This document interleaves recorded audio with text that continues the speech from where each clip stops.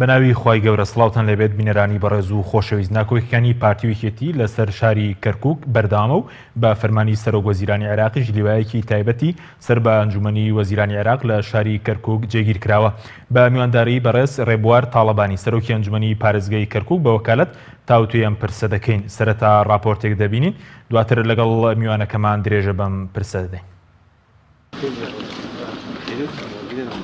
ناکۆکیەکانی پارتی وێکێتی لەسەر کەرکووک بەردەوامن. وەزارەتی پێشمەرگەش جەخت دەکاتەوە. هەواڵی گەڕانەوەی پێشمەرگە بۆ کەرکووک هیچ بنەمایەکی نییە. لە ڕاگەیەندراوێکدا جەبار یاوەر ئەمینداری گشتی وەزارەتی پێشمەرگە باس لەوە دەکات هەواڵی گەڕانەوەی پێشمەرگە بۆ ناوچە کوردستانیەکانی دەرەوەی ئیدارەی هەرێم و پرۆژەیەکی هاوبەشی ئەمریکی و وەزارەتی پێشمەرگە بۆ گەڕانەوەی پێشمەرگە هیچ بنەمایەکی ڕاستی نییە و هیچ ڕێکەوتنێک لەو بارەیەوە نەکراوە. ناکۆکیەکانی پارتی وێکێتی لە دوای ڕووداوەکانی 16 ئۆکتۆبەر لە شاری کەرکووک بەردەوامن و یەکێتیش دانانی پارێزگاری کەرکووکی بە پێکهێنانی کابینەی نوێمی حکوومەتی هەرێم بەستۆتەوە. فەرید ئەسەسەرد ئەندامی ئەنجومەنی سەرکردایەتی یەکێتی نیشتیمانی کوردستان بەدەنگی ئەمریکای ڕاگەیاندووە ئەگەر لە بابەتی کەرکووک و بەغداد لەگەڵ پارتی نەگەنە ڕێکەوتن لە ناو خۆی هەرێمیش ناگەنە ڕێکەوتن و هەرسێکی بەیەکەوە بەستراوەتەوە. ئەندامەکەی سەرکردایەتی یەکێتی ئاماژە بەوەش دەکات دیدی یەکێتی لەو بارەیەوە ڕوونە و دەیانەوێت یەکێتی و پارتی پێکەوە لە کەرکووک هاوکار بن تا بۆ جۆرەی پێویستە مافی کورد بەدەست بێت. هاوکات فازڵ میرانی سکرتێری مەکتەبی سیاسی پارتی لەسەر هەمان پرس بەدەنگی ئەمریکای ڕاگەیاندووە ئێستا لەگەڵ یەکێتی لیژنەیەکیان هەیە سەردانی بەغداد دەکەن بۆ ئەوەی لەگەڵ حکوومەتی عێراق لە سەردانانی پارێزگاری کەرکووک ڕێک بکەون. بەڵام بەم دۆخی ئێستاوە نابێت چونکە دانانی پارێزگارێک لە ژێر دەسەڵاتی سەرباز و حەشدی شەعبی قبوڵ ناکەن.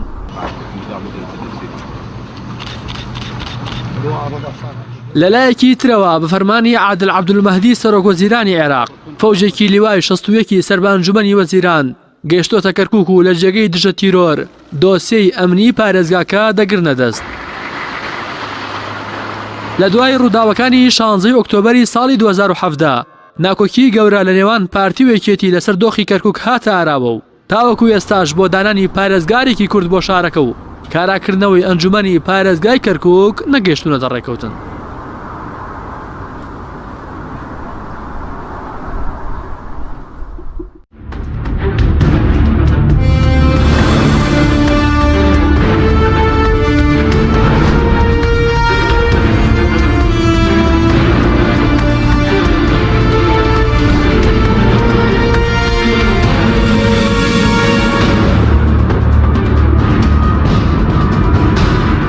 جارێکتر سڵاوتان لەبێت بینەرانی بەڕێز. کاک ڕێبەر زۆر سوپاس بۆ ئامادەبوونت لە بەرنامەکەماندا. ئەگەر سەرەتا لەسەر مەسەلەی هاتنی فەوجێکی لیوای 61 سەر بە ئەنجومەنی وەزیرانی عێراق بۆ شاری کەرکووک دەست پێ بکەین، ئایا ئەمە لەسەر داواکاری کورد بۆ یاخود ئەمە پرۆژەیەکی سەرۆک وەزیرانی تازی عێراقە بۆ بارودۆخی کەرکووک؟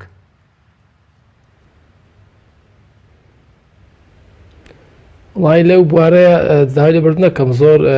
زانیاریم نییە ئایا داواکارێکە داواکاری کورد بۆ یاخود ئەو بۆ، بەڵام ئەوەیە کە ئەبیسترێتەوە یعنی گۆڕانکاریەکە لە جێگۆڕکێکە لەو بەشانەی کە لە هێزە سەربازیەکانن لە بینی مکافحەی عێراق و لیوای 61 ڕووی داوە. باتە نازم هەوڵی کێ بووە ئەو حقیقەتەن و معلوماتم لە نییە. بەڵێ بەس ئەم ئاڵوگۆڕە پێ دوایە لە بەرژەوەندی هیچ لە بەرژەوەندی کووردا هیچ لە دۆخی کەرکووک و دۆخی ئەمنی کەرکووک دەگۆڕێ ئەگەر بۆ نمونە مەلەفی ئەمنی بدرێت بەو هێزە و لەمە دووە مەلەفی ئەمنی لە سیاندا بێت؟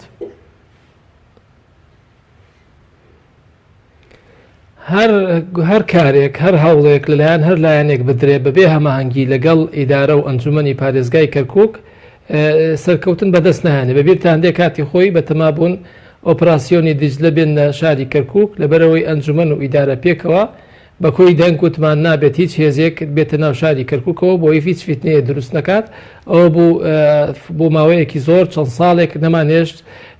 تیرۆریستان نەبێن ناو کەرکووکەوە لە دەروی کەرکووک بتوانن جموجۆڵ و چالاکیانە بێ و ئەوە هەنگاوێکی سەرکەوتوو. بەڵام سەرۆک وەزیران و پەرلەمانی عێراقی هەر هەنگاوێک بنێ بەبێ هەماهەنگی لەگەڵ ئەنجومەن و ئیدارە و ئازام هەنگاوێکی سەرکەوتوو نابێ. ئەوەی کە ئێمە ئەمانەیەک و ئەنجومەن ئاساییکردنەوەی بارودۆخی شاری کەرکووکە ئەو عەسکەرتاریەتی کە هەیە بە پێی ئەو بەرنامەی کە عادل عەبدولمەهدی دایناوە نەمێنێت نە لە کەرکووک و نە لە مووسڵ نە لە تکریت و نە لە دیارە شۆنەکان خۆسەربازگەرین پارێزگاکان مەفروض وایە دەسەڵاتی ئەمنی بدێتە دەسەڵاتی مەدەنی ئەوە دەستوریە ئەوە یاسایە چاوەڕوانی ئەو هەنگاوین بەڵێ یانی پێ دوای ئێستا کەرکووک کراوەتە سەربازگە بە بۆچوونی بەڕێزت بەڵێ هەموو حزب سیاسی عێراقیەکان چی شیعی چی سونی چی کوردی چی تورکمانی چی هەمویان ئەلیان هەمووش ئەو شارانە بۆتە سەربازگە و بۆی عادل عەبدولمەهدی بەڵێنی داوە لە بەرنامەکەی خۆی بەرنامەجە وەزارەکەی کە مەظاهری عسکەرتاریەت لەو شارانە نەمێنێتەوە و ئێستا دەستی پێ کردووە یەکەم هەنگاوی لە زیقارە و تەسەوڕەکەم دوایی محافەزاتی جنوب وەسەط تەواو بێ دوایی بەرە ئەو ناوچانە دێن کە مووسڵ و کەرکووک و تکریت و دیالەیە ئەو هەنگاوێکە چاوەڕوانین بەڵێ بەس ئێستا دۆسیە ئەمنی کەرکووک ئایا پۆلیسی کەرکووک هیچ ڕۆڵێکی تێدایە یاخود دۆسی ئەمنی کەرکووک ئێستا لەلایەن کێوە ئیدارە درێت تا ئێستا کە ئیدارە دراوە پۆلیسی کەرکووک بەشێکە لە ئەمن بەڵام سەرکردەی ئەم هێزانە ئەلبەتە وازەحە هێزە سەربازیەکانن کە قیادی عملیاتی کەرکووکە مکافحەی ئێرهاب دژە تیرۆری و شوڕتەی اتحادیە هەتا دوای کۆمەڵێک با بڵێن مەجامیعی عسکەری ئەمری سەربازیان لەسەر کۆزیران وەرەگرن باشە بەس بەڕێزت وتت کەرکووک شارێکی وتە سەربازگەیەک ینی پێ دوایە دەبی کێ مەسەڵەن دۆسی ئەمنی کەرکووک بگرێتە ئەستۆ ئەو کاتە بارودۆخەکە ئاسایی دەبێتەوە چی هێزێک ئەو هێزێک کە بەپێی یاسا و دەستور مەسەڵەن ڕێگەی پێدراوە دۆسی ئەمنی کەرکووک بگرێتە ئەستۆ طبعا هەڵبەتە من لە 16 ئۆکتۆبەر بە بیرتان دێ لە 18 ئۆکتۆبەر کۆنفرانسێکم کرد یەکەم داواکاری من ئەوە بووکە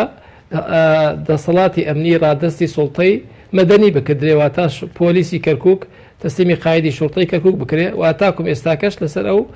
داواکاریم و سوپاس بخوا سەرجەم حزبە کوردستانەکان ئێستاکە هاتنتە سەر و قەناعەتە کابێ بگەڕێتەوە دەسلیمی سوڵتەی مەدەنی بکرێ بۆی خەڵک بە ئازادی کارەکانی خۆی جێبەجێکات بەڵێ یعنی ئێستا پۆلیسی کەرکووک هیچ ڕۆڵێکی نییە ینی مەسلەی ئەمنیەتی ناوشار هیچ بەدەستی پۆلیسی کەرکووک نییە بە بۆچوونی بەڕێزت نانە دووارەیەکەم و بەشێکن لە بەرقەراربوونی ئەمن بەڵام دەسەڵاتی سەرەکی بەدەست سەربازگاکانن بەدەست هێزە عسکەتاریەتەکانە بەڵێ ئەو هێزە عسکەرتاریەتەنە مەبەستت کێرە وەکو چه هێزێک بۆ نمونە قیادی عملیاتی عسکەری کەرکووکە و مکافحەی ئێرهاب و دژە تیرۆرە و شوڕتەی اتحادیە ئەمانن بەڵێ زۆر باشە بەس سەبارەت بە دۆخی کەرکووک تاکوێستا ناکۆکی لە نێوان هەردوو بڵێن پارتیویشتی لەسەر دۆخەکە بەردەوامە ئەوەندەی کە زانیاری تەنە بێ وەکو سەرۆکی ئەنجومەنی پارێزگای کەرکووک باز لە پێکێنانی لیژنە دەکرێم لەلایەنی یەکێتیەوە لەلایەن پارتیەوە پێ دوای ئەم لیژنانە ئەنجامیان دەبێت بۆ واساییکردنەوەی دۆخەکە والله طبعا بێ ئێمە هەمومان پشگیری بکەین و هیواشمان هەبێ و هیواش بە خەڵکی شاری کەرکووک بدەین طبعا ئەگەر ئەوە نەبێت بەدیلەکەی خراپە بەدیلەکەی ئەوەیە کە ئەبێ غێری خەڵکی کەرکووک حکمی خەڵکی کەرکووک بکە ئەوەش قبول نەکراوە لەلایەنی هەر سێنەتەوە کەش کورد و عەرەب و تورکمان لەناو کوردی شایەکێتی و پارتی بۆ ئێمە پشگیری لەوە هەنگاواکەین و بێ هەموو حزبەکانش پشگیری لێ بکەن و هەر کێشەیەکی شێ لە بینیان بۆ چارەسپیان چارەسەر ناکرێ ئەوە داوایەکە کە سەرجەم حزبە کوردستانەکانی ناو شاری کەرکووک و دەرەوەش لەسەر ئاسی سەرکردایەتی پێشگیری ئەم هەنگاوە بکەن چونکە کەرکووک ئاوا بڕوا هەموو کورد زەرەکان نەوەکوم بەسێکێتی و پارتی بەڵکو ئەو حزبە کوردستانیان نەشی کە ئەوێ لەوانن ناتوان ئەو ڕۆڵیان هەبێ کە پێش 16 ئۆکتۆبەر هەیان بوو بەڵێ بەس هیچ ئاگاداریەوەی کە چووکە باز دەکێت کە هەر یەکەیان بەجیا لیژنیان پێکەنەوە پارتیویەتی و بەجیا سەوتێژ لەگەڵ لایانی عەرەبی و تورکمانی لەسەر دۆخی کەرکووکەیە لێزنەیەکی باڵا هەیە لەسەر ئاسی مەکتەبی سیاسی و ئەوان سەرپەرشتیەکەن چەند لجانێکی فەرعیشیان هەیە لەگەڵ ئەوەشەوە طبیعیە یعنی هەر حزبێکیش بۆ خۆی کۆمەڵێک هەنگاو بنێت کۆمەڵی هەوڵ بدات چی لەسەر ئاستی کەرکووک چی لەسەر ئاستی پەرلەمانی عێراق و قیاداتی سیاسی عێراقی بۆ تێگەشتنێک و نزیکبوونەوەیەک و چارەسەرکردنی ئەو کێشانەی کە تاکم ئێستا بەڵپستراوی ماوەتەوە ئەوە هەنگاوێکی باشە و ئەگەر پێکیشەوە بیکەن تەبعانەوە ئەوەی کاچن لە بەغایکە من بە تەسەووری من پێکەوە چند لە بەغا چارەسەریەکەن کێشە عێراقیەکان ئەوەی کە لەسەر ئاستی لۆکاڵیە ئەتوانن هەر حزبێک بۆ خۆی دابنشتێ لەگەڵ ئەو بەشەکانی ترکە کێشیان لەگەڵیانەیە چارەسەری بکەن بەڵام لەوە شاگەر پێکەوە ستافێک بن یەکتیم بن و حزبەکانی تریشیان بەشدار بن وەکو کۆمەڵ و یەگرت و گۆڕان و نەوەی نوێ زۆر باشترە بێ و کاتەتوان بە هەمویانەوە یەک هەڵوێست و یەک ئامانجیانە بێ و ئەو خەلەلی کە لە بینی کووردا هەیە و لەگەڵ نەتەوەکانی تر هەیە ئەو کلێنێکەیە پڕیکەنەوە. بەڵێ ینی بڵێن ئێساوەی زانەری لە بەڕێزت بۆ دۆخی کەرکووک بە دیاریەکەیان و توێژ دەکەن و توێژەکان ئەوەندەی کە بەڕێز داگەدار بی وەکو سەرۆکی ئەنجومەن هیچ ئەنجامێکی لێکەوتۆتەوە و توێژان لەگەڵ لایەنە عەرەبی و تورکمانەکان. هەتاکو مەستاکە نەخێت چکەوە ساڵێک و بۆ 4 مانگە چین دوای 16 ئۆکتۆبەر هەنگاوی زۆر نرا بە تاکڕە تاکانە یعنی هەر حزبێک و بۆ خۆی بە تەنها گفتوگۆیە کرد لەگەڵ حزبە تورکمانەکان و حزبە عەرەبیەکان و کەسایەتەکان بەڵام هەڵبەتە چۆن لەسەر ئاستی عێراق بەردەوام ئەو پرسیارە ئەکردرێ مەسەن ئەگەر لایەنێک بە تەنها بچێت لەگەڵ حکوومەتی عێراقدا بنشێ ئەلێ داوای لێکەن من زەحمەت نەبێ هەڵوێستی حزبەکانی تریشمان بۆ بێنەوە کوردستانی ڕەیان چی لەسەر بابەتە لە کەرکووکیش بە هەمان شێوەیە یعنی ئەگەر پارتی بە تەنیا بچێ خودێکێتی بە تەنیانی یەک گرت و یان کۆمەڵ بچێت هەر هەنگاوێ بنێ بۆ چارەسەرکردنی کێشەکان نزیک بوونەوە لە یەکتری ئەلێن ئەمە ئایا ڕێی هەموو حزبە کوردستانەکانی ڕێی خۆتانە واتەوە وای لێ هاتووە ئێمە پێکەوە بچین باشترە و جوانتریشە و ئامانجەکانشمان ئەتوانین جوانتر بپێکین. بەڵێ بەس چارەسەری کێشەی کەرکووک بە بۆچوونی بەڕێزت لە کەرکووکەیە خۆت لە بەغدادە ینی چۆن لە سەراستی کەرکووک توانی کێشەکە چارەسەر بیا خۆت لە بەغداد. والله هەندێکی طبعا سەرچەکانی لە بەغا بێ چارەسەر بکردێ ئەویش بە یەک ڕێزی حزبە کوردستانەکان بەڵام وەکو پراکتیک و کەرەستەی چارەسەرکردنی ئەو بابەتانە ئەبێ ناو ئەنجومەنی پارێزگای کەرکووک بکردرێ بێ لە ناو حکوومەتە لۆکاڵەکە بکردرێ ئەبێ ئێمەدا ئێمەی لۆکاڵ کە حزبە کوردستانەکانی ناوشاری کەرکووک پێکەوە دابنشن ئەو کێشانێکیانە چارەسەریکردن بەڵام لە سیما گشتیەکەی ئەبێ قایدی عامی قواتی مسلحە بڕیار دەکە بە کشانەوەی هێزە عسکەریەکان ئەوە بە دەسەڵاتی ناوشاری کەرکووک ناکردرێت هیچ دەسەڵاتێک ناتوانێت قارە بدات جا لەبەر ئەوە ئەو قیاداتی عێراقی لەگەڵ قیاداتی کوردستانی پێکەوە بگەنە و نەتیجەیە هەنگاوی یەکەم بنێن ئاساییکردنەوە بارودۆخەکە دوای ئەوە تەسلیمی هێزە مەدەنیەکان بکرێ ئەو کاتە ئێمە لە ئەنجومەن لە دام و دەستگا حکوومیەکان ئەتوانین چارەسەری سەرجەم کێشەکان بکەین. بەڵێ ئێستا سەرۆگۆزیران عێراق دەسەڵاتی هەیە کە مەسەلەن دۆخەکە بە تاوی ئاسایی بکاتەوە مەسەلەی ئەمنیەتی کەرکووکیش باو بەشی لە نێوان کورد و عەرەب و تورکمان بەڕێوە بدات دەسەڵاتی هەیە خۆی دەسەڵاتی ئەوەی هەیە کە ئەمر بکە بە کشانەوەی هەموو هێزە عسکەریەکان و ڕادستی ئەمنیەت تەسلیمی سوڵتەی مەدەنی بکردێت کە ئەوەی کرد حاڵەتە یاسایەکە و حاڵتە دەستۆریەکە گەڕایە بۆ شاری کەرکووک ئەو کاتە ئەنجومەنی پارێزگای کەرکووک ئەکتیڤە بێت ئەو کاتە ئەو بڕیارانی کە دەرچووە لەو ساڵی ڕابردووە کە هەمووی نادەستوری و نایاسایی بووە ئەبێ هەمووی هەڵوەشێنێتەوە ئەو بڕیارانەی کە پێویستی پێێتی لەو قۆناغی هەنووکەی ئەبێ دەریکات و ئەبێ ئەو فراغانەی کە ئێستاکە دروست بوو لە ناو شاری کەرکووک لە ڕووی ئیداریەوە ئەبێ پڕی کاتەوە ئەمانە بە ئەنجومەنی پارێزگای کەرکووک کە توانێت ئەو ئەرکانە جێبەجێ بکە لە ڕووی تەشریعی و لە ڕووی تعلیمات و بڕیاردان بەشە تەنفیزیەکە شێو کاتە بێ پارێزگارێکدا بنین پارێزگاریش ئەبێ هەڵبسێ بە تەقدیمکردنی خزمەتگوزاری بە هەوڵاتیانی شاری کەرکووک و بەردەوام بوون لە ئەو پرۆژانەی کە تاکوم ئێستاکە ڕاوەستاوە. زۆر باشە بە بۆچوونی بەڕێزت دوای مەسەلەن زیاتر لە ساڵێک لە ڕووداوەکانی 16 ئۆکتۆبەر هۆکاری چێ بۆ حیزبە کوردیەکان لە کەرکووک ناتوانن مەسەلەن بەیەکەوە هەمویان بەیەکەوە لە ناو کەرکووک کۆ ببنەوە و لیژنەیەکی ئاوبەشیش پێک بێنن بۆ چارەسەری دۆخی کەرگووەوەی چیتر خەڵک باجەکەینیدا هۆکارەکەی بۆچی دەگەڕێتەوە؟ وازانم سەرجەم حزبە کوردستانەکان کۆبوونەوەکەن بە تەنها پارتی دیموکراتی کوردستان نەبێ بۆ حسابی کە و مەقەڕاتیانسە لەلایەنی هێزە عسکەریەکان بۆتە کۆلەی مەقەڕاتێک بۆ ئەوان و کاری عسکەریتی و سەربازی تیا جێبەجێکەن لەگەڵەوە شەو ماڵی چەند ئەندامێکیان ئێستاکە لە ژێر بۆتە مەقەڕاتی حەشدی شعبی و میلیشیات و فەسایلەکانی حەشدی شعبی یعنی حاڵەتێکی ناتەندروستە کە هێزێکی سیاسی لەوانەیە زیاترین کورسی هەیە لە پەرلەمانی عێراق لە سەراستی پەرلەمانی کوردستانی زیاترین کورسی هەیە بەڵام لە کەرکووک مەحظوورە وات بۆی نییە چالاکی سیاسی جێبەجێکە بۆ خۆی لەژێر پرسیاری دەستوری و یاساییە ئەمە یەکێکە لەبەرەوە حزب بە کوردستانەکانی دەرەوە یەکێتی و پارتی ئەوانیش گیرۆدە بوونە نازانن لەگەڵ جارێک لەگەڵ یەکێتی کۆبنەوە جا لەگەڵ پارتی کۆبنەوە حەزەکەن دڵی هەردوو لا ڕازیکەن و حەزیش ناکەن کلێنێک دروست بێ لەبین ئەو دوو هێزە سەرەکیە چونکە کۆتایەکەی نەتیجەکەی خەڵکی کەرکووک زەبەرمەند دەبێت جا لەبەرەوە ئەوانش تووشی ئەحراجی بوونە چاوەڕوانی ئەو هەنگاون کە یەکێتی پارتی زیاتر لە یەکتری نزیک بنەوە بۆی بتوانن ئەو کێشانە بە کۆی دەنگ ئەوانش پاڵپشت و پشتگیر بن. بەڵێ بەس سەبارەت بە پارتی ئەوەندەی کە بەڕێزت ینی زانیاری تەبێ ینی ئێستا پارتی خۆی ناگرێتەوە یاخود بۆ نمونە بارەگەکانی داگیرکراون بۆ نمونە ڕێگەی پێنادرێ بگەڕێتەوە کەرکووک و چالاکی سیاسی بکات.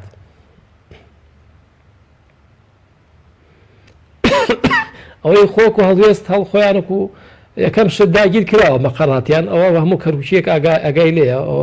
شتێکی نەشارەوە نییە ماڵی ئەندامانی داگیر کرا ماڵی مامەسا محەممەد کەماڵ ماڵی کاک عرفان کەرکووکی ماڵی چەند ئەندامێکی تریان و ئەو پرسانی کە هەیە بوو هەر هەمویان تقریبان اتهاماتیان بۆ دروستبووە لە مەحاکم و بە ئێرهاب و بە کۆمەڵێ تهمەی کەیدی پێوەترێ لەگەڵ ئەوەشە لە ڕووی سیاسیشەوە بارودۆخەکە ئەوان بە یاسایی و دەستوری دانانن ئەوانش لەبەرەوەیانێ بارودۆخەکە یاسایی دەستوری بێت و هێزەکانی پێشمەگە بگەڕێنەوە لەگەڵ هێزی سوپای عێراقی پێکەوە شاری کەرکووک وەکو ناوچەیەکی مادەی 140 بپارێزن بەدەر لەوە بە نادەستوری دانن. بەڵێ زۆر باشە بەس سەبارەت بۆی کە تاکو ئێستا ڕێک نەکەوتون بۆ نمونە یەکێتی چ پارتی کە ڕێک ناکەون لەسەر دۆخی کەرکووک ئێستا خەتاکە زیاتر لە یەکێتیەوە یان لە پارتیەوەیە ئەوان کە دوو لایانی بڕیادرن لە دۆخی کەرکووک بۆ بەڕێز وەکو سەرۆکی ئەنجومەن ئاگاداری مەسەڵەن باردۆخی کەرکووکی. وڵی ئەوەی 16 ئۆکتۆبەر جارێ ئێمە خەتای کێیە ئەو کاتە هەمووتان بەبییرتان دێ داوامان کرد لە پەرلەمانی کوردستان لە حزبە کوردستانەکانە سەکردایەتی کورد کە لژنەیەکی لێکۆڵینەوە دروستکە لە هەردوو حزبەکەش لە یەکێتی و لە پارتیش ئەوانەی کە ئەو کێشەیە کە دروست بوو 16 ئۆکتۆبەر کە دروست بوو بەڵام بەداخەوە هیچ لژنەیەک دروست نەکرا هیچ لێکۆڵینەوەیەکە نەبوو لەبەرەوە ئێستا تۆ ناتوانانی کەس اتهام بکەی خەتایەکی و خەتایکێنەوە بێت تەسلیمی خەڵکی کەرکووکی کەیت و خەڵکی ناوچە کوردستانەکانی کەی کە مادەی 140 پێوترێ کە ئەمە کێ ئەم کێشەی دروست کرد ئەتە هەرێکی بەنەوەی تەفسیریەکە یەکێکە لێ خەتای ریفراندۆمە یەکێکە لێ خەتای ئەوە بوو حێزێکی کوردستانی لەگەڵ حەشد شعبی و جێشی عێراقی تەفایانی هەرێکی هەردوو لا یەکتری تیامەکە ئەوە بێ نەتیجەکەی بێن دەست خەڵکی کەرکووکەوە و خەڵکی ناوچەکانی مادەی 140 ئەوان بریاری کۆتایی بدەن ئەوەیە دو ساڵێک و 4 مانگ بەس بێ بە تیامکردن یەکتری بەڵام دوای مەسەلەن ئەم ڕووداوە ئێستا کە ئەو ڕوودا ڕوویدا بەڵام بۆچی مەسەلەن ئێستا کامە زیاتر کەم تەرخەمە لەوەی کە ڕێک ناکەون لەسەر دۆخەکە باز مەسەلەن لە 16 ئۆکتۆبەر بێنین یانی بۆچی ئێستا مەسەلەن ڕێک ناکەون دوای و مێژە زۆر بە بۆچوونی بەڕێزە ئێستا کۆبوونەوە کراوە تا کۆلەی دو کۆبوونەوەیان مەکتەبی سیاسی و لژنیان تشکیل کردووە کۆلەی اختلافێ لە وجهات نظرە دوو ڕەئی هەیە ڕەیەکی ئەوەیە کە یەکەم شت ئاسایی ئیداری بکرێتەوە یاخود ئاسایی ئەمنی بکرێتەوە دیارە دوو بۆچوون هەبوو کە ئاساییکردنەوەی ئەمنی پێش ئاساوی ئیداری ئێستا کات دووکیان اتفاقیان کرۆشکر کە ئەبێ کەرکووک ئاسایی بکرێتەوە لە ڕووی ئەمنیەوە دوایەوە ئاساییکردنەوەی ئیداریش حاڵەتێکی ئاسانە بێ ئێستا کە ئاساییکردنەوەی ئیداری خۆناغی دوم کێشەی تا دروست بووە ئەوە تا لە بین یەکێتی و پارتی دوو پرۆژە هەیە ئەوەی پارتی ئەوەتانێک کە هەر کەیسێک بەغا کەرکووک هەرێمی کوردستان بەجیا بێ دیارە یەکێتی نیشتیمانی کوردستان پێ باشە هەرسێکی بە یەک پاکێت بێت چارەسەرەکانی واتە دروستکردن و دامەزراندنی حکوومەت یعنی تا کەرکووک بێتە دانەمەزێ محافظەکەی یەکێتی داوای ئەوە کە مەسەن کە خۆیان لیسان حالیان و باسیەکەنەوە کارەکانی ڕاگەاندن ئەو سا لەگەڵ حکوومەتی هەرێمیشا حکوومەت دروستەکەن بەیان بەغدا کە وەزارەتی عەدڵ ماوەتەوە بە تەنها لە پشکی کوردە و کێشەی لەسەر لە بینی حەزبە کوردستانەکان واتە ئێستاکە کێشەکە بەردەوامە چاوەڕوانین کە بە زووترین کات چارەسەر بکردێ و کورد بەگشتی تووشی دڵکێ هاتۆ چاک بێتەوە بە باردۆخەکە و نەجاتمان بێت لە مشکلان بەڵام بۆچوونی بەڕێزت ڕاتی لەسەرەوەی کە بۆ نمونە مەسەلەی کەرکووک پێت باشە ببەسترێتەوە بە مەسەلەی حکوومەتی هەرێمەوە یعنی ئەمە خزمەتە بە دۆخی کەرکووک یاخود بە پێچەوانەوە چارەسەرەکە دوا دەخوات ئەگەر مەسەلەی کەرکووک ببەسترێتەوە بەیەکەوە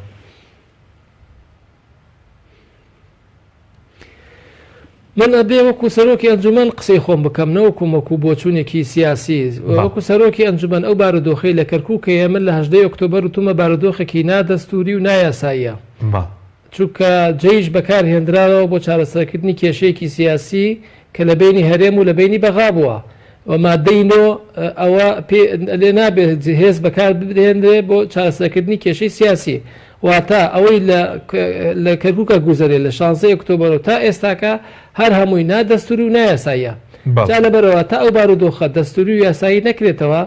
هەر بۆچوونێک دەرچێک هەڵەیە پێچەوانی دەستوری یاسایە جا بێ اتفاقین یەکەم شت لەسەر و حاڵتە بارودۆخەکە بگەڕێنەوە بارودۆخی یاسایی و دەستوری کە گەڕاوە ئەو کاتەوە ئەزانم کێشە نامێنێ پارێزگاردا ئەندرێک ئەنجومەن ئەکتیڤە کردێتەوە ئەو خەلە لە ئیداریانی کە لە ناو شاری کەرکووک هەمووی چارەسەرە کردرێت بەڵێ بەس وەکو سەرۆکی ئەنجومەن ینی بۆ چوون لە سەربەستنەوەی مەلەفی کەرکووک بە مەلەف پێکەنانی حکوومەت چییە بە چارەسەرێکی باش دەزانی بۆ دۆخی کەرکووک یاخود ڕێگە چارەی دیکەی هەیە منە لێم بارودۆخەکە ئەبێ دەستوری و یاسایی بێت ئەبێ ئاسایی بکردێتەوە کە ئاسایی کردرایە ئەوە هەنگاوی یەکەمە جا هەچ کەسێک لەگەڵی بێت ئەوە بۆ خۆی لەگەڵ دەستوری و یاسایە ئەوەی لەگەڵی نەبێت من حەزەکەم ئێستاکە چارەسەر بکردرێ بەڵام من بارودۆخە چارەسەر تۆزێ قورسە ئەو ئێستاکە تۆ هەمووان متفقین یەکێتی پارتی یەکگرتو و کۆمەڵ ئێستاکە پارێزگاردا بنێ ئەنجومەنێکدا بنێ هەردووکی دەسەڵاتی نەبێ ئەگە هەردووشی کورد بێت نەبەدلی یەکگرتووە بێ نەبەدلی یەکێتی بێ نەدلی پارتێ بێ نەبەدلی کۆمەڵ و گۆرانیشە بێت جا لەبەرەوە بێ بارودۆخەکە جارێ ئەو هەموو عسکەرە نێری ناوشاری کەرکووک خەڵی کەرکووک بە ئازادی خۆی قەرار بدا چی ئەنجومەنەکە چۆن ئەکتیڤکە چۆن پارێزگاردا بنە کێدا بنە کێ لە بەرژەوەندی خەڵکی شاری کەرکووک کە ئاها ئێستاکە لەم بارودۆخە تەمەم مژاویە هەر هەڵوێستێک بنوێنی پێچەوانەی یەکلیستی و یەکریزی ملەتی کورد دەبێت و یەکریزی خەڵکی کەرکووکیشە بێت بەڵێ بەس بە پێچوانی بەرز ئێستا ئەگەر بۆنمنەوەی کە بەڕز ناوی دەنێ ئاساییکردنەوە گەر هێزە سەربازیەکان بۆنم نەڕۆنەوە دەرەوەی شار ئەگەر پارێزگاریش دابنێ بە بۆچوونی بەڕێزت ناتوانێت کاروبارەکانی ڕاپەڕێنێ مەسەلەن ئەوەی کە لە بەرژەوەندی کووردە ینی لەم شارە کاروبارەکانی ڕاپەڕێنێت ناوکو منیش من لە 16 ئۆکتۆبەر وتمە هەر کەسێک دابنەی بە پارێزگار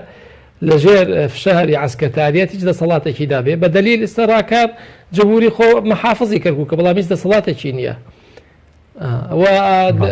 لە دیانەش ئەم ئەزمونە هەبوو کاتی خۆی پارێزگاریان لابرد هێزی عسکەتاریەت نیانێش لای بەرەند گەڕانیانەوە لە مۆسڵ هەمان کێشا بوو لە ئەمبار و فەلوجە هەمان کێشا بوو واتە لە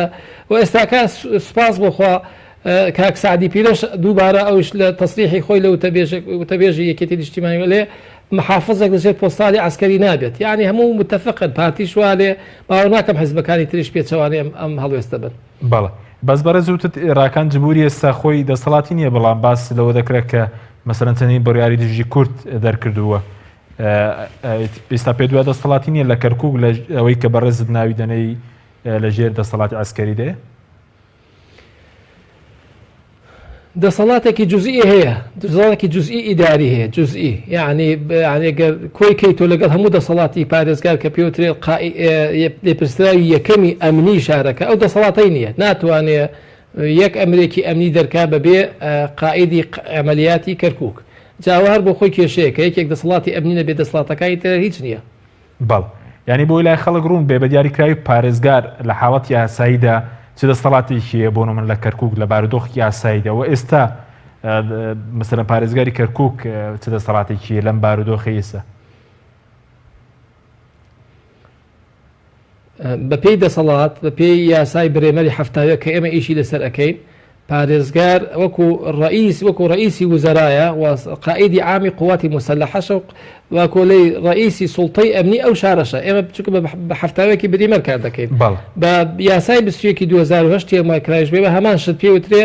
ڕئیس اللجنة الأمنية العليا في المحافظة ويكم هيكل إداري خويتي يكم رئيسي واحد إداري خويتي بلام إستاكا ناخير ناتواني يعني مثلا إما دكاتي خوي مثلا باسي أو ما كرد ئەبراجی شەریکەی نەفتی شیمان نەمێدێ بۆ جنوب توانیمە قارەکە ڕاگیرکەین کە قەزەکە زۆر خەتەریش بوو باسی نەوتی شەکرا نەمانێش قیادی عملیای دزلە بێتە ناو شاری کرد کە عملیەکی عسکەری زۆر قۆز بوو قرارێکی زۆر جەری ئانەش بوو نەمانێش ببێت و پارێزگاریش لەگەڵمان بوو لەو هەموو قراراتانە بەڵام ئێستاکە ناتوانێت محافظی ئێستاکە بە حەشدی شعبی بێت ناو شاری کەرکووک مەمێنە ناتوانێت بە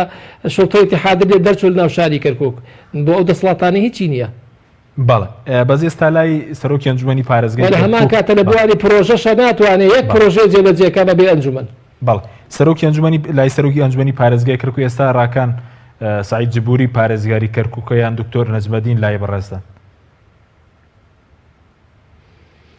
هەتا ئێستا دکتۆر نەجمەدینە بە پێی بڕیاری ئەنجومەنی پارێزگای کەرکووک چۆن بە پێی بڕیاری ئەنجومەنیانی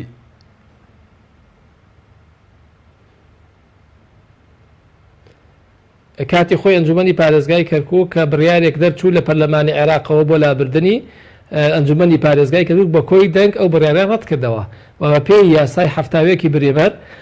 ئەلێ هەتاکو ئەنجومەنی پارێزگای کەرکووک تەنها دەسەڵاتە ئەتوانێت پارێزگادا بنەوە ئەتوانێت پارێزگایش لابرێت جا لەبەرەوەی ئەنجومەن بە کۆی دەنگ ڕازی نەبوون لەسەر لادانی دکتۆر نەجمەدین دکتۆر نەجمەدین تا ئێستا کە پارێزگاری شەرعی یاسایی و دەستوری شاری کەرکووکە بەڵێ بەس لەڕوو یاسایەوە تەنها ئێوە وەکو ئەنجومەنی پارێزگای کەرکووک دەسەڵاتی دانانی پارێزگارتان هەیە یاخود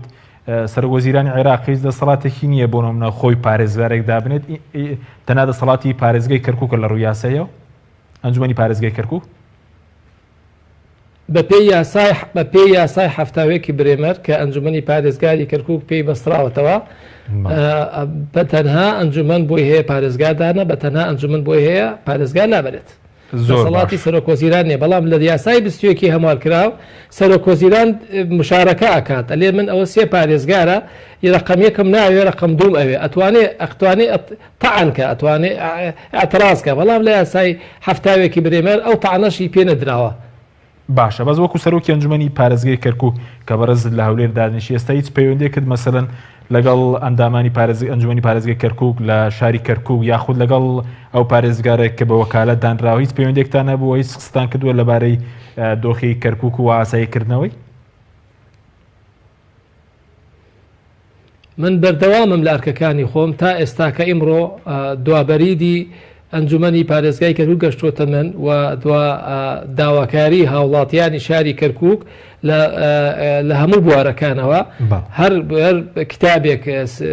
هەواژووی سەرۆکی ئەنجومەنی پارێزگای کەرکووکی لەسەر نەبێت لە هیچ دام و دەستگایەک وەرناگرێت چی لەسەر ئاسی کەرکووک چی لەسەر ئاسی وەزاراتی حکوومەتی ئیتیحادی لەگەڵ هەموو ئەو مەسەڵەن ئەو داواکاریانی کە هەوڵاتیان بە ڕۆژانە هێنا لەگەڵ 16 قەزا و ناحیە کە من بەردەوام سەرپەرشتیانەکەم و هەر داواکاریەکیان هەبێ و یاخۆت هەر پرۆژێکمانە بێ پێکەوە ئەبێ جێبەجێکەین چونکەمە ئیشی هاوڵاتیە لە نەتیجەیە جا لەبەرەوە ئەوەی کە متعلقە بە هاوڵاتیەوە کێشەیەکی هەیە لە کارێکێکە لە کۆڵانێکە لە دوکانێکە لە تیجارەتێکە لە هەر شتێکە کایەتی لەگەڵ حکوومەتی اتحادیە لەگەڵ وەزارەتێکی معنیە من لێرانەوە کتابی بۆکەم پاڵپشتیەکەم و پشتگیریەکەم و بۆ پاڵپشتی و پشتگیریەش ئەرکەکان و خۆم جێبەجێکەم و ئیشەکەی شەچێتە ڕێوە بەڵێ سوپاس دەکەم ناوبڕێکمانە دوێ ناوبڕەکە دەگەڕێمەوە لای بەڕێزت سەبارەت بۆش کە قسە دەکەین کە بۆچی بەڕێزت ناگەڕێیتەوە بۆ کەرکووک لەسەرەوە قسە دەکەین دوای ناوبڕەکە بەڵێ بینەرانی بەڕێز ناوبڕێک و دەگەڕێنەوە وڵات تۆپ ئارت تاکە بریکاری تۆڕی میدیایی کۆمەڵ بۆ دروستکردن و بڵاوکردنەوەی ڕیکلام تۆپ ئارت فانسینێت خێراترین هێڵی ئینتەرنێت بە داوەلۆندی بێسنوور ئێستا لە خزمەت کڕیاراندایە فانسینێت جۆرەها کارتی پڕکردنەوەی بۆ ئامادە کردوون کە سەرجەمیان داونلۆندیان بێ سنوورە بۆ ماڵ و شوێنە گشتیەکان کارتی 9000 دیناری بۆ ماوەی 1 هەفتە کارتی 7000 دیناری بۆ ماوەی 15 ڕۆژ کارتی 30000 دیناری بۆ ماوەی مانگێک کارتی 40000 دیناری بۆ ماوەی مانگێک و بە خێرایی زیاتر کە تایبەتە بە یاری ئۆنلاین هێڵی فانسینێت لە ڕێگەی ئامێرێکی تایبەت کە لە سەرباندا دەنرێت وەردەگیرێت و لە ڕێگەی گێنەرێک بۆ ئامێری بڵاوکردنەوە لە ناو ماڵەکەت یان شوێنی کارەکەت کاری پێدەکرێت ژمارەی تەلەفۆن 0 224 75 74 یان 0 194 36 37 فانسینێت تۆپ ئارت تاکە بریکاری تۆڕی میدیایی کۆمەڵ بۆ دروستکردن و بڵاوکردنەوەی ڕیکلام تۆپ ئارت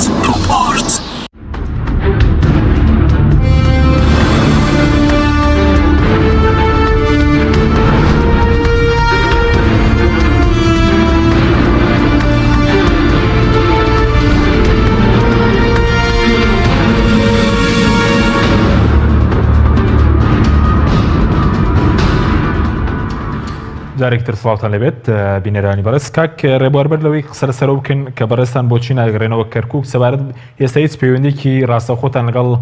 پارێزگاری کەرکووک بە وەکالەت هەیە بۆ قسەکردن لەسەر دۆخی کەرکووک و ئەوانە؟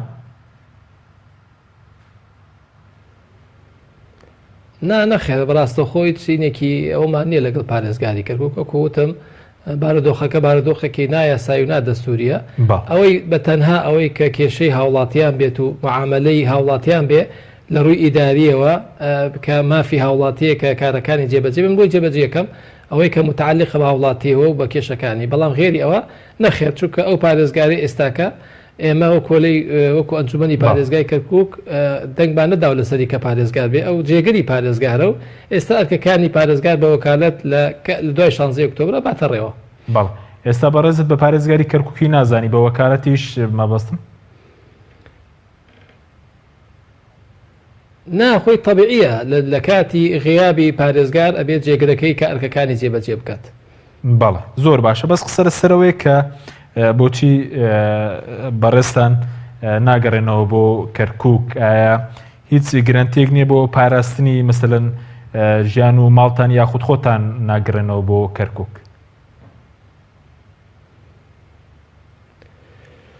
وڵای چەند هۆکارێکی هۆکاری یەکەم طبعاً ئەوەیە کە بارودۆخەکە دووبارەیەکەمەوە من تەمسیلی تەنیا خۆم ناکەم تەمسیلی هەموو شاری کەرکووکەکەم چونکە سەرۆکی گەورەترین دەسەڵاتی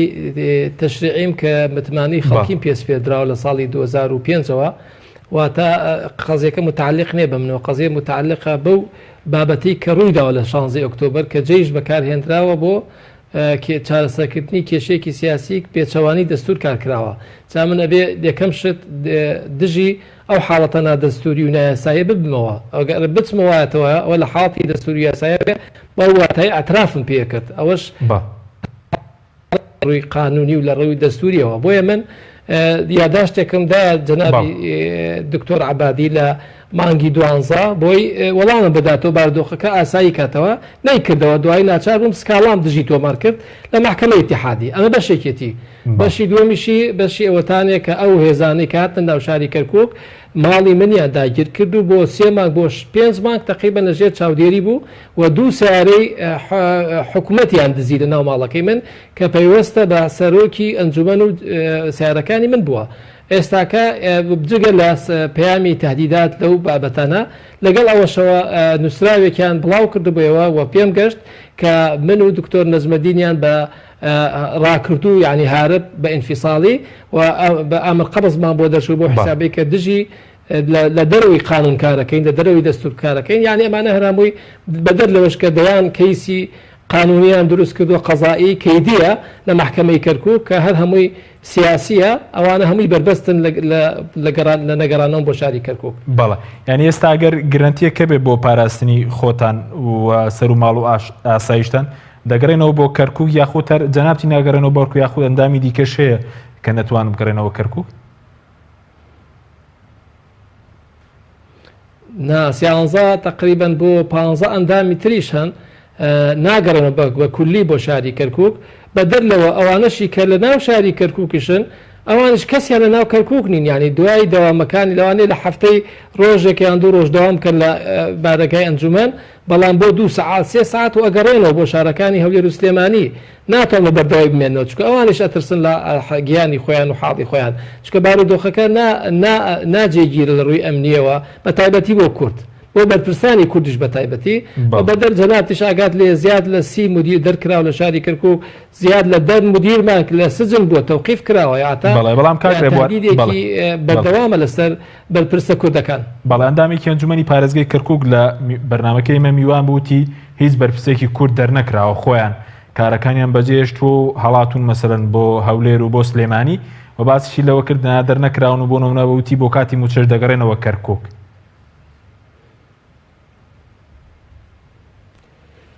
من ئەوانە سەد کابرا ئەگەر مەقڕی جەنابی مامۆستا محەممەد کەماڵ عید بە قەیس خەزعالیە ماڵی مامۆستا عیرفان کەرکووکی جەماعەتی ئەوەی تایە بەدری تایە ماڵی ئەندامێکی تر بۆتە مەقڕێکی تری حەشدی شعبی ماڵی من و کۆلێمە تا 5 مانگ تەوق کرابوو یعنی تۆ چۆن تۆ ئەگەڕێیتەوە باڵەکە داگیر کراوە ئەوانە دوای ئەوەش کە من لە سعات 16 ئۆکتۆبەر لە ماڵی خۆم بوومە بەڵام دەبابە و هەمەر ڕۆی لە ماڵەکەم کردو خۆ من چاوەڕێ ناکەم بێن خۆڵ بەستم کەن و لەیانەشەوە هەن بەبێ بەلاش و حەلاش خۆ خەڵک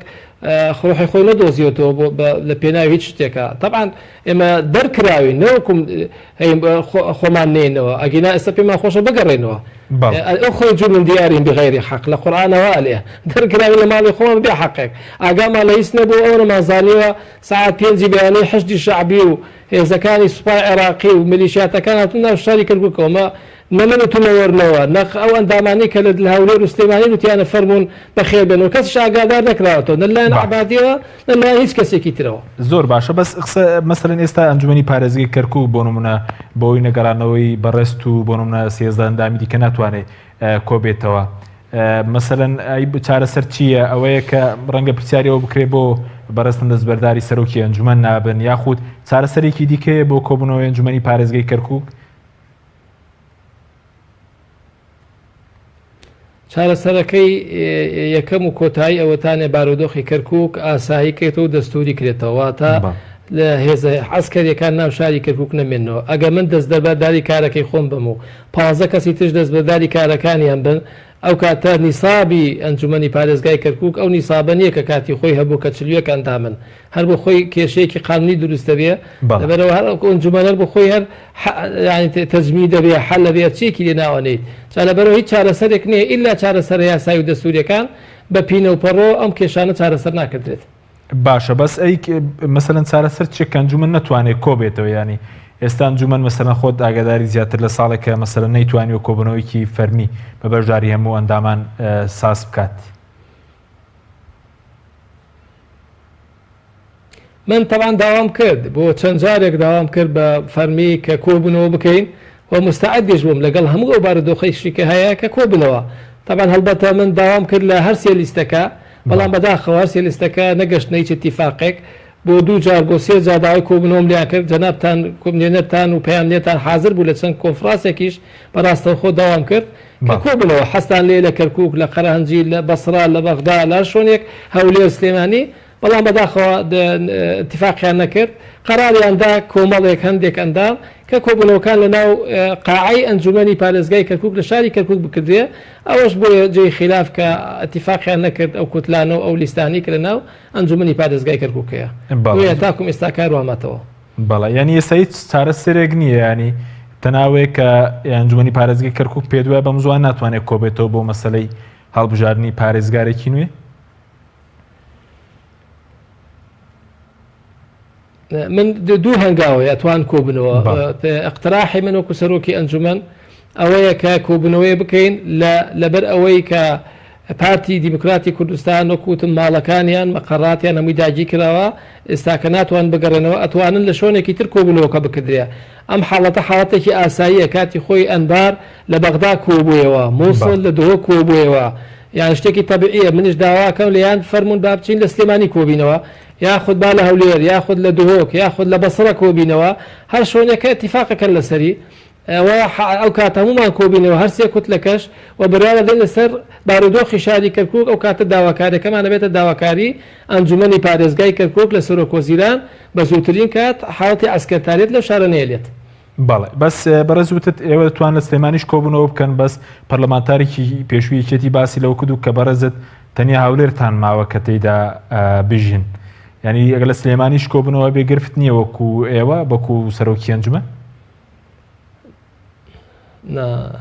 نەخێز گرفتێنێ من سلێمانی و هەولێر و دۆک و هەر شارە لە شارەکانی عراق بە شاری خۆمی دانەوە و هیچ گرفتێکم لەگەر هیچ شارێکشانە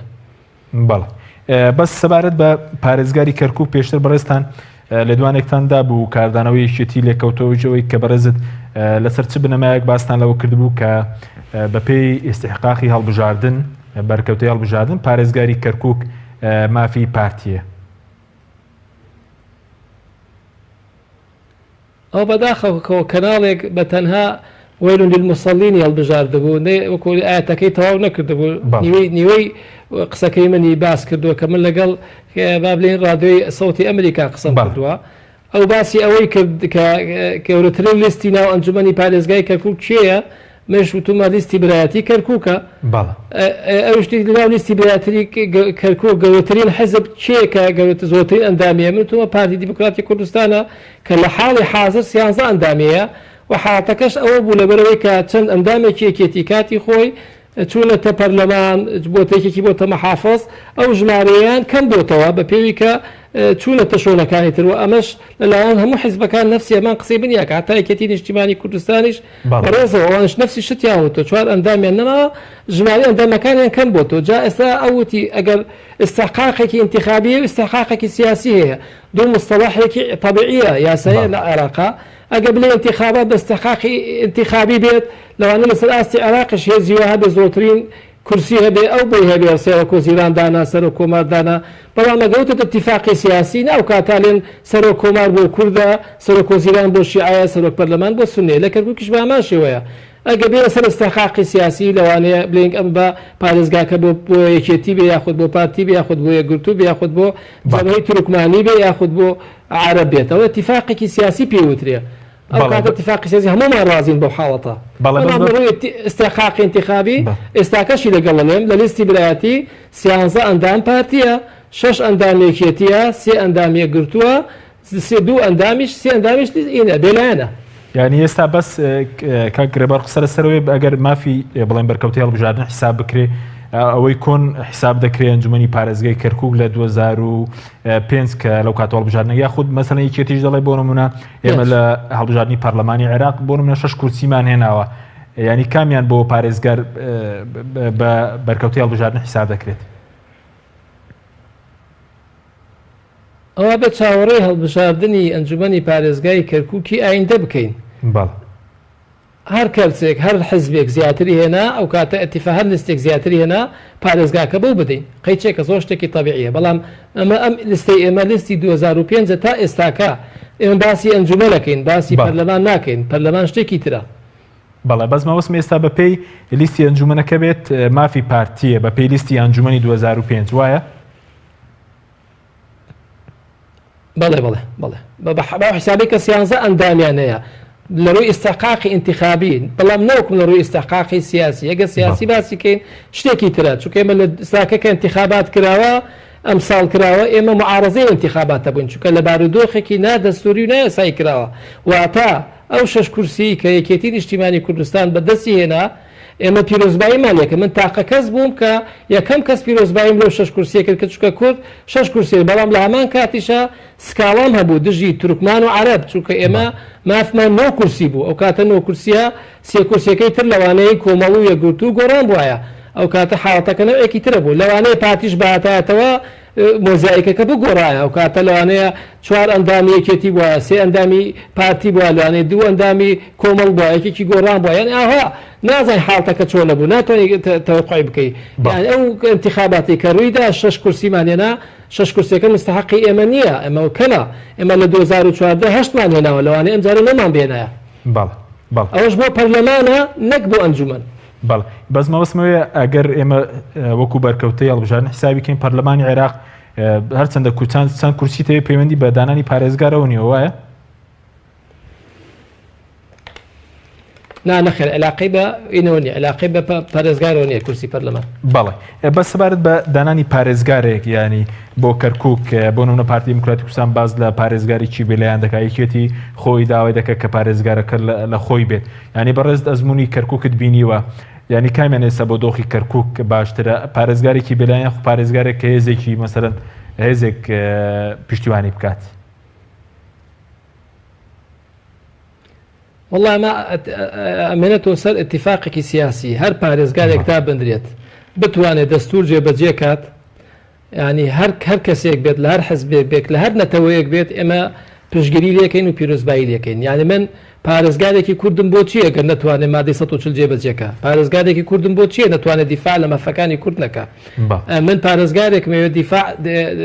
لە هەموو نەتەوەکان بکە خزمەتگوزاری پێشکەشکە پرۆژەی جوان پێشکەشاری کەرکووکە فەرق نەکا لە بینی کورد و عەرەب و تورکمان و مەسیحی ئێمە ئەو پارێزگارەمانێت جاوە بە اتفاقی سیاسیە بێت و ئابێتیش پابند بێ بە دەستور و یاساوە بەڵێ زۆر باش بەس لەسەر مەسلەی گەڕانەوە هێزی پێشمەرگە چەندە ئەمڕۆ وەزارەتی پێشمەرگە ڕوونکردنەوەیکی دابوو کە هیچ هەواڵێکی وا لە ئارادانیە ینی پێدوایی و توێژێک ئێستا لە ئارادایە لەسەر مەسلەی گەڕانەوەی پێشمەرگە بۆ ئەو ناوچانە چونکە ئەمڕۆ وەزارەتی پێشمەرگە باسی لەو کرد بوو کە تا ئێستا ڕێکەوتنێک لەو بارەیەوە نەکراوە گەڕانەوەی پێشمەرگە بۆ کەرکووک. والله من لە دوو ئەندامی پەرلەمانی عێراق کە لە مانشێتی تەلەڤیزۆنەکانیان دەرچوو کە بەڕێز کاک ڕێبواتەها و بەڕێز کاک شاخەوان کە لە پارتی و لە یەکێتی هەردووکیان لە بەغدا کۆبوونەتەوە و لەگەڵ حەسەن تۆران لە جەبهەی تورکمانی و نوێنەرانی عەرەبیش لەگەڵ هێز ئەمریکیەکان و خۆیان بڵاویان کردەوە کە ئێتیفاقێک ئەبێت و بە زووترین کاتیش لەوانەیە هێزێکی هاوبەش دروستکەی لە سوپای عێراق و هێزەکانی پێشمەرگە بێنە سنووری شاری کەرکووک نێنە ناو شاری کەرکووکەوە و ئەوە یەکێکە لە هەنگاوەکانی ئاساییکردنەوە کە عادل عەبدولمادیش لە بەرنامەکەی نووسێتی. بەڵێ بەس سەبارەت بە هێزی ئەمریکی قسەیەکی شە بۆ هیچ زانەرێکتان هەیە لە سەبارەتەوەی کە پێشتر باز بکە کە گۆڕانکارێکی گەورە بەڕێوەیە بۆ ناوچە دابڕێنەوەکان هێزی ئەمریکی هاتووە ئێستا هێزی ئەمریکیسی هاتووە بۆ کەرکووک و بۆ دەوروبەری کەرکووک؟ وڵای بە پێی ئەو سەرچاوی زانیاریانی کاگام مەلێتی هێزێکی زۆر هاتووە بەڵێ ینی ئەو هێزە وەکو جاران نییە کە فەوجێک بێت و لیوایە بێت و خەڵکێکی کەم بێت و تەبدیل بکرێت نا ئێستاکە وازام استراتیژیەکی تازەی عسکەری دروست بوو بۆ ئەمریکا لە ناوچەکە و لە کەرکووک و بارودۆخەکە ئێستاکە بارودۆخێکی زۆر هینە ینی کۆلی ئەکوڵێ لە سووریا کێشە هەیە لە ئێران کێشە هەیە لە عێراق کێشە هەیە ئەم حاڵەتە بێنە سەر حاڵەتێکی طبیعی و دژایەتیکردنی هێزە ئەمریکیەکان بۆ حەشدی شعبی و بە پێچوانەشەوە بەرەنگاربوونەوەی لەلایەن هێزەکانی حەشدی دژی ئەمریکا و قبول نەکردنی بە هێزە ئەمریکیەکان لەناو پەرلەمان باسکردنی وا دەرئەکەوێت کە بارودۆخەکە لە ئایندەیەکە نزیک بێیان دوور بێت بێ گۆڕانکاری بەسەرا بێت و دووبارە مەعادلەی عێراقی جارێکی تر لەسەر تاوڵە باز بکرێتەوە. بەڵێ بەس ئەوەندەی کە بەرەز زانیاری تەبێت لەکوێ جێگیرکراون پێشتر کە بەرزستان لە کەرکووک بوون ینی ژمارەیە ئەمریکیەکان جیاواز بوو لەو ژمارەی کە ئێستا هەیە؟ بەڵێ لەگەڵ هەر قۆناغێکە ژمارەیە بوون ینی پێش ئەتیفاقی ئەمنیەکەی مالکی و هێزە ئەمریکیەکان کە ئەتیفاقی ئەمنی ناوە استراتیژی ئەمریکا هێزە ئەمریکایان زۆر بوون لە کەرکووک بەڵام دوای ئەو ئەتیفاقیە کەمەوە بوون ئەو ئەرکیان تەسلیمی هێزەکانی سوپا و پێشمەرگە کردووە بەڵام ئێستا کە دیارە تازە دوای ئەوەی کە لە سووریا هێزەکانیان یەکەم هەنگاو بە حساب بکشێنەوە بەڵام نەکشاونەتەوە و ئێستاکە هێزێکی تریش زۆر هاتۆ بەرەو مەنتیقەی کەرکووک و ئەنبار و فەل و جە و پێوترێ چۆن هیلالێکی شیعی هیلالێکی سونیشەیە لە تەرەفی غەربی عێراقەوە ئێستاکە زۆر بوونە و نازانم چنیەتێکیانە بێ بەس واتە سەوڕەکەم گۆڕانکارێک ڕوو بدات لە سەر ئاستی وەردەستکردنی مەلەفی عسکەری و ئەمنی لە عێراق بەگشتیدا. بەڵێ شوێنێکی دیاریکراوەیە کە تێدا جێگیر بوون بۆ لە ناو شاری کەرکووکن ئەوەندەی کە بەرەز زانیاریان لە دەروی شاری کەرکووکن. بەڵێ خۆی بەعمومەن لە کەیوان کۆبوونەوە کاتی خۆی لەوانە مەقڕێکیان هەیە و هەندێک شۆنی تریشیان هەیە ئێستاکە زیاتر سەربازگەکان ئەوانی لە هێزی سەربازی ئیشیان کردووە ئەزانن